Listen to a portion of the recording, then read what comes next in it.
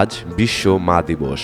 মা শব্দটি সবার কাছেই অতি মূল্যবান, কিন্তু নায়িকা শবনম বুবলী এই মা শব্দটিকে এক প্রকার হাসি তামাশা বানিয়ে ফেলেছেন। মাতৃত্ব একটি গর্বের বিষয়, এখানে লুকানোর কিছু নেই।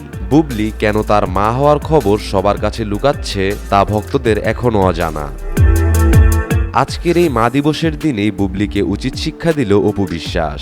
সকাল সকাল ফেসবুকে একটি পোস্ট করেন অপু, যেখানে লেখা ছিল, মাতৃত্ব একটি পবিত্র যাত্রা, কোনো লুকোচুরি বা বিতর্কের জায়গা না। অপুর এই পোস্টটিতে বুবলী ভক্তরা বিভিন্ন মন্তব্য করেছেন। চলুন আমরা তাদের মন্তব্যগুলো দেখে আসি।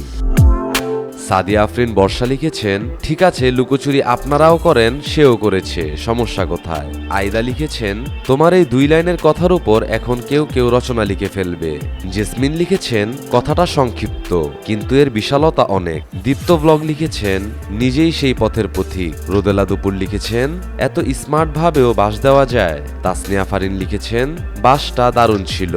ইশপিতা আলম লিখেছেন, আপনি নিজেও সেম কাজটা করেছিলেন, মনে আছে? সুমায়া পারভিন মিম লিখেছেন, আপনি লুকোচুরি খেলেছিলেন কেন আন্টি?